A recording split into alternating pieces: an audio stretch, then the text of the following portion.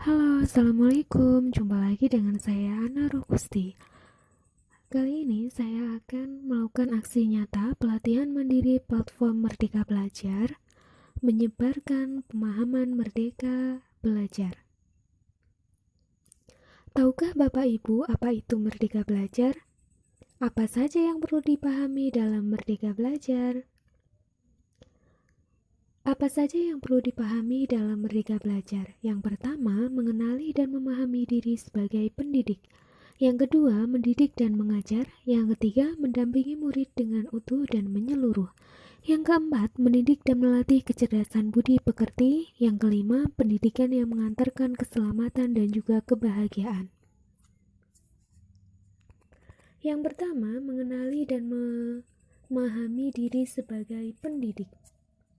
Sebagai pendidik, tentu sudah seharusnya mampu mengenali karakteristik dan kebutuhan murid.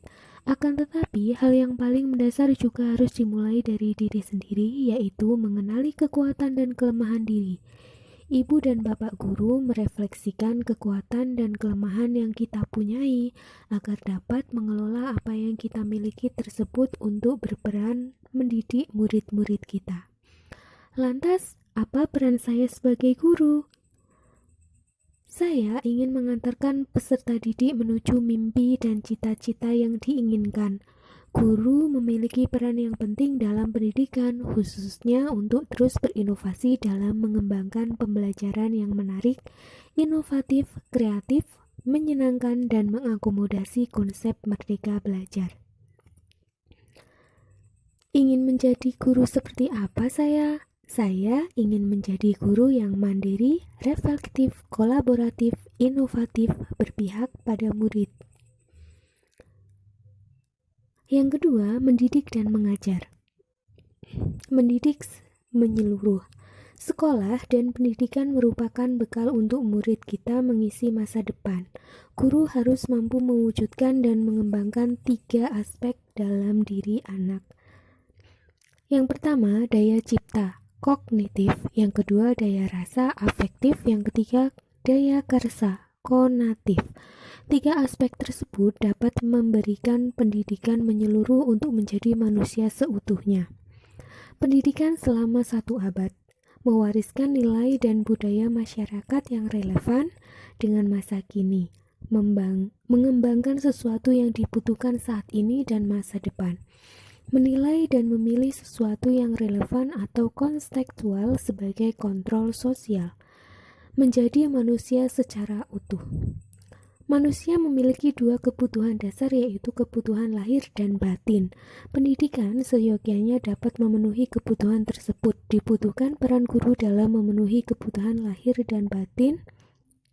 Murid mencapai selamat dan bahagia. Sudahkah tercapai? Yang ketiga, mendampingi murid dengan utuh dan menyeluruh. Tidak ada individu yang sama dan zaman selalu bergerak dinamis. Hampir setiap kita menyadari kedua hal tersebut. Menyadari keunikan setiap dan semua murid merupakan satu hal. Bagaimana penerapan kelas yang memfasilitasi setiap kodrat individu merupakan hal yang lainnya. Pendidikan seyogyanya bukan sesuatu yang rigid dan pakem. Penyesuaian sesuai konteks merupakan pendekatan yang perlu kita usahakan setiap waktunya sebagai pendidik. Apakah cara mengajar kita sudah menyesuaikan dengan keadaan saat ini? Kodrat keadaan itu merupakan bagian yang tidak terpisahkan dari dasar pendidikan murid. Pendidikan bergerak dinamis menyesuaikan keadaan yang terus bergerak begitu cepat. Sebagai guru perlu mengantisipasi dan membaca arah perubahan tersebut. Asas trikon diakan menjadi jawaban yang tepat menuju pembelajaran yang berpihak kepada murid dengan trikon, kontinu, konvergen, dan konsentris. Guru dapat merancang pembelajaran yang berkelanjutan terbuka berdasarkan kebudayaan bangsa. Kodrat keadaan terdiri dari 2 hal, yaitu kodrat alam dan juga kodrat zaman. Kodrat alam merupakan bagian dari dasar pendidikan murid yang berkaitan dengan sifat dan bentuk lingkungan di mana mereka berada. Kodrat zaman merupakan bagian dari dasar pendidikan murid yang berkaitan dengan isi dan irama.